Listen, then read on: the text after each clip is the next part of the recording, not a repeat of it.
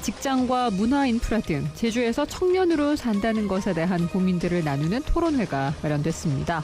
오늘 관련 내용을 진보당 제주도당 청년이 떠나지 않는 제주 만들기 운동본부 정근효 본부장과 이야기 나눠보도록 하겠습니다. 라디오 제주시대 함께하고 계십니다. 지금 시각이 6시 10분 10초를 조금 전 지났습니다. 제주도는 청년들에게는 어떤 곳일까요? 떠나지 않고 머물고 싶고 지키고 싶을 만큼 그렇게 매력적인 곳일까? 한번 질문을 좀 던져보고 싶은데요. 제주도 인구도 줄어들고 있고 또 일자리는 적고 꿈을 꾸기에는 또 여러 고민들이 있는 상황으로 보입니다. 최근 청년들이 직접 이런 문제를 풀어보기 위해서 토론회를 열었다고 하는데요. 오늘 관련 내용을 들어보도록 하겠습니다. 청년이 떠나지 않는 제주 만들기 운동본부의 정근효 본부장을 전화로 만나보도록 하겠습니다. 안녕하십니까? 네, 안녕하세요. 네. 청년이 떠나지 않는 제주 만들기 운동본부. 네. 사실 이 그 운동본부의 그 이름이 주는 좀 문제의식이 있을 것 같은데, 먼저 이번에 이 토론회를 개최하게 된 배경부터 좀 먼저 말씀을 해주실까요? 네, 이번 토론회는 진보당 제주도당 산하 청년이 떠나지 않는 제주 만들기 운동본부와 연동 주민정책선언식 준비위원회가 공동으로 주관한 행사였습니다. 지난해 12월 연동 지역에서 주민들의 의견을 바탕으로 주민정책선언식을 진행했었는데요. 이때 나온 의견 중에 2위의 의견이 청년이 떠나지 않는 우리 동네를 만들기 위한 정책이 필요하다고 나왔습니다. 그리고 그 도중에 청년들이 제주를 이탈하고 있다는 이 정세 속에서 진보당 제주도당에서 청년이 떠나지 않는 제주 만들기 운동본부를 발족했고 같이 청년들의 실질적인 정책들을 논의하기 위한 공론장을 만들게 되었습니다. 그러면 일단 그 청년들이 느끼기에 우리 제주가 청년들이 나의 꿈도 키우고 좀 살만한 공간인가 이런 좀 질문을 좀 해보게 되는데 네. 과연 우리 지금 오늘날을 살아가는 제주 청년을 좀 한 단어로 표현한다면 제주에서 살아가는 청년들 어떻게 좀 표현할 수 있을까요? 네, 저는 좀 요즘 유행하는 이 두바이 쫀득 쿠키를 아시는지 모르겠는데 네, 줄여서 두쫑쿠라고 하는데 저는 제주의 청년들이 이 오늘 살아가는 이 제주의 청년들이 두쫑쿠 같다고 생각을 합니다. 오, 네. 네, 저는 이걸 딱 한 번 먹어봤거든요. 두바이 쫀득 쿠키는 많은 분들이 좀 좋아하고 유행이어서 구하기 힘들고 또 가격도 비싸다고 하는데요. 이 제주에서도 청년들을 막 띄우면서 소위 청년들이 뭔가 대세인 것처럼 띄우지만 정작 청년들의 처지와 조건, 물가 최고인 지역 제주와 전국 임금 수준 최저의 제주는 청년들에게 힘든 현실인 이 다른 의미로 어떤 힘든 두쫑쿠 같은 청년들이 아닌가 이렇게 생각을 합니다. 그렇군요. 그러니까 굉장히 좀 화려해 보이고 그러나 아이, 진짜요? 그래서 어떻게 됐어요? 헐, 대박이다. 그게 뭔가 이게 좀 그래도 역시 제주도는 청년이 끌고 가야지 이렇게 청년에 대해서 많은 관심을 보여주고 있는 것 같기는 하나 사실상 현실은 굉장히 어렵다. 네. 그렇군요. 자, 그래서 이제 그런 이야기들을 좀 하나하나 좀 나눠보고 짚어볼 텐데요. 네. 일단 이제 말씀해주신 그 제주 청년들의 그 살아가고 있는 현실을 좀 먼저 짚어보려고 합니다. 뭐 다른 지역들도 뭐 비슷한 곳들이 참 많고, 이게 뭐 우리나라 전체적으로 인구가 줄어들고 있다고는 하지만 특히 제주 같은 경우에는 인구가 지금 계속 줄어들고 있고 특히나 문제가 되는 것이 이제 고령화입니다. 그리고 거기에 더불어서 제주의 청년 인구가 역시 줄어들고 있는 게 문제인데 이 현실을 좀 어떻게 봐야 될까요? 네. 2022년 제주 청년 통계에 따르면 2021년을 기준으로 제주도 청년 인구는 16만 명대입니다. 제주도 전체 인구의 24%가량을 차지하고 있고 청년 인구 비율은 전국 대비 26.9%에 비해 아주 낮은 수준에 해당합니다. 제주 청년 인구는 2050년에 10만 6천 명으로 줄어들 것으로 예상하고 있고 그렇게 따지면 청년 인구 비율은 15%까지 떨어질 것으로 예상하고 있습니다. 이 청년들이 떠나는 이유는 양질의 일자리 부족, 그리고 높은 물가, 높은 부동산 값으로 인한 주거비 부담, 대학 입학 취업을 위한 이주 등이 주요 원인으로 꼽히고 있습니다. 사실 아까 이제 말씀해 주셨다시피 청년이야말로 우리 제주의 어떤 미래와 현실을 좀 가늠해 볼 수 있는 지표다 이렇게 말씀들을 하시는데 네. 그래서 이제 제주도에서도 다양한 청년 관련 정책들을 좀 펼치고 있는 걸로 저도 알고 있는데 뭐 청년 지원 조례도 있을 테고요. 네. 근데 과연 이제 이렇게 지원들을 하고자 하는 조례도 있고 정책들이 계속 나오고는 있는데 과연 이것이 당사자인 청년들은 어떻게 느낄 것인가 그게 제일 네. 궁금하거든요. 네.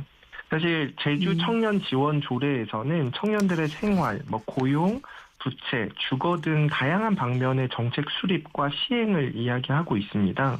또 청년센터 운영에 관한 이야기도 이 조례에 포함되어 있는데요.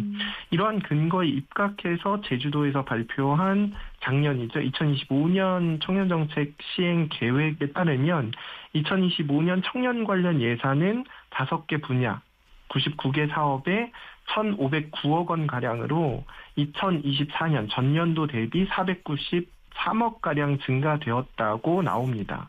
이 도 차원에서 청년 관련 예산을 지속적으로 높이고는 있으나 정작 청년들의 체감도는 낮은 실정인데요. 이 청년 정책 인지도는 분야별로 30에서 많아야 45%, 50%를 밑돌고 있고요.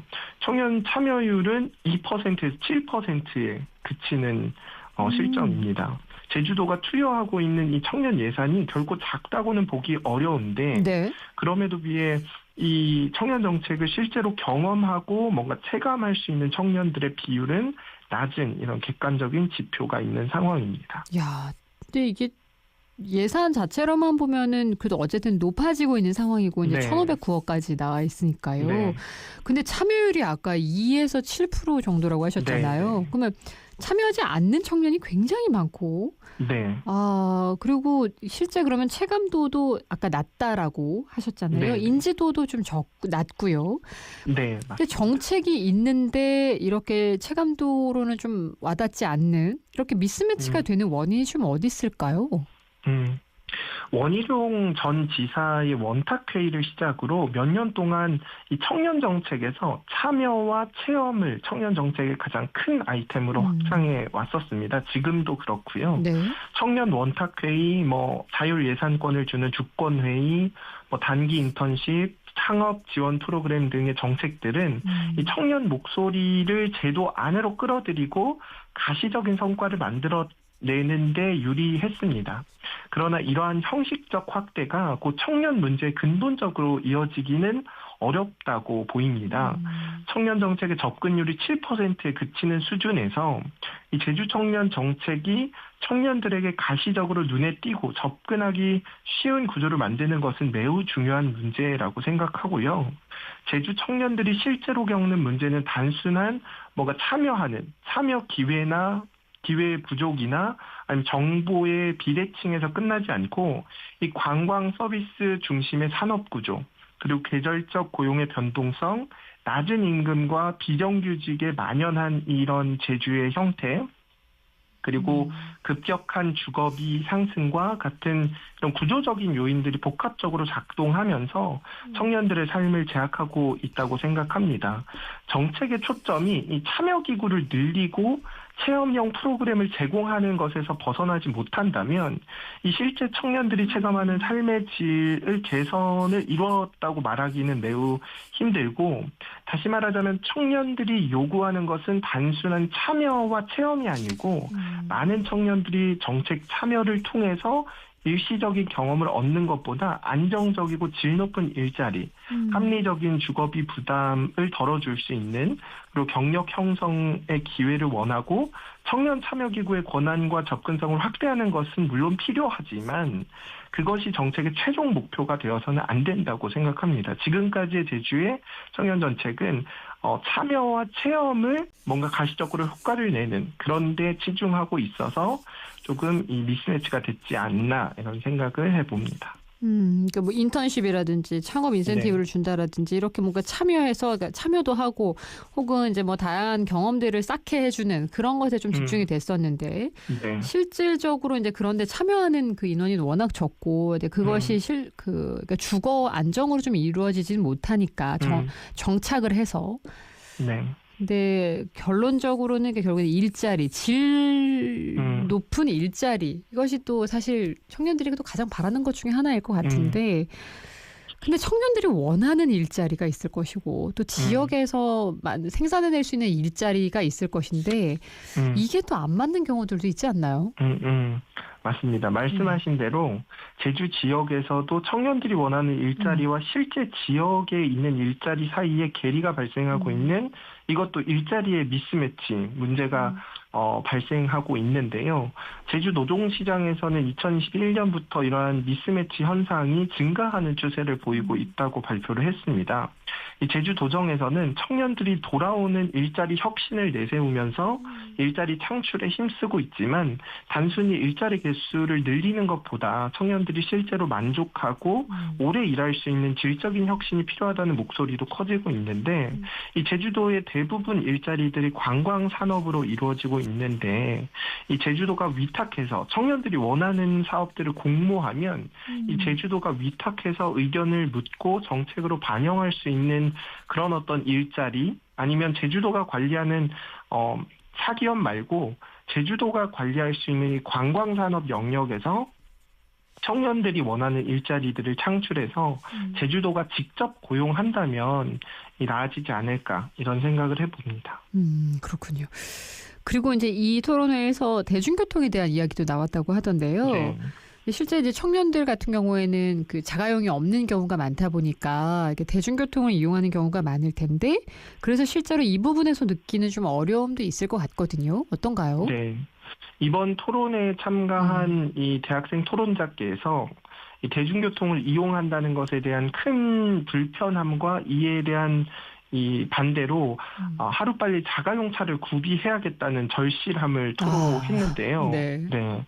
제주에서는 차로 자기가 그 토론자 분께서 이제 노영 쪽에 거주하고 계신데 이 노영에서 제주 대학교를 다니시는 이런 경우인데 이 차로 30분 거리를 버스로는 60분 정도 거리로 가야 하는 이 버스 배차 노선 시스템의 출퇴근 시간에 많은 이 이용자들이 밀집하면서 만차가 되는 현상 이런 것들이 발생하는 것까지 겹치면서 이 대중교통 이용의 불편함이 가중되고 있는 것 같습니다.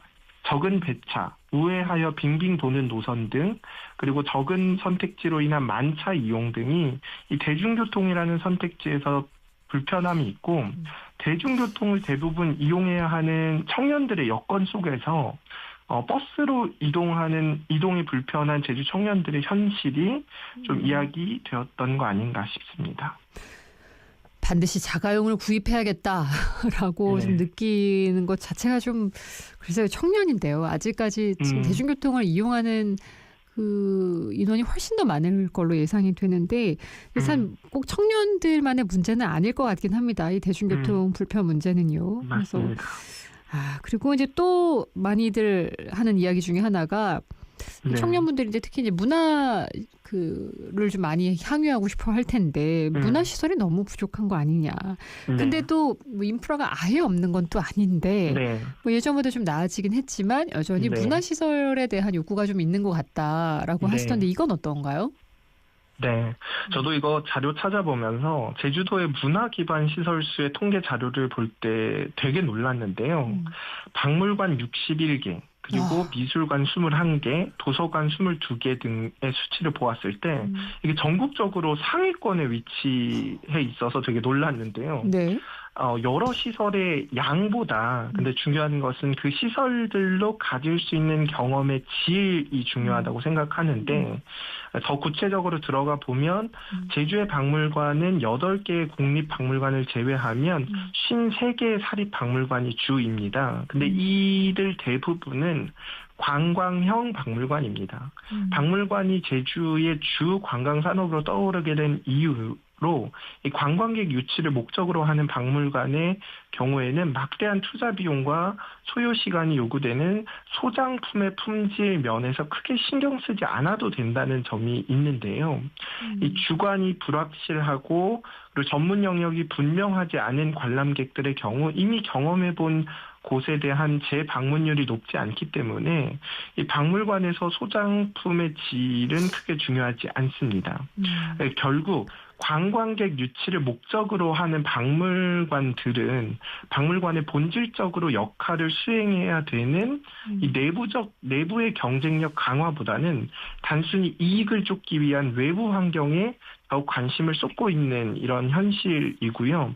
제주에서 이러한 현실은 문화시설을 실제로 운영하고 창작 활동을 이끌어갈 전문 기획자와 예술가들이 제주에서 안정적으로 정착할 수 있도록, 그리고 인건비 증가와 같은 이 처우 개선 및 이 전문 교육 시스템 구축이 시급하다고 생각하고요. 더 나아가서 단순히 서울의 콘텐츠를 복제하는 것이 아니라 제주의 자연과 역사를 활용한 독창적인 문화 인프라 조성을 함으로써 인재들이 지역 내에서 성장하고 그 혜택을 다시 도민들에게 돌아오는 이런 구조를 만들어야 한다고 생각을 합니다. 네.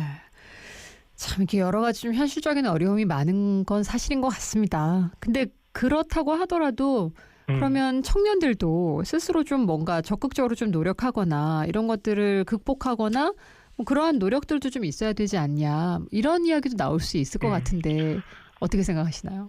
네, 맞습니다.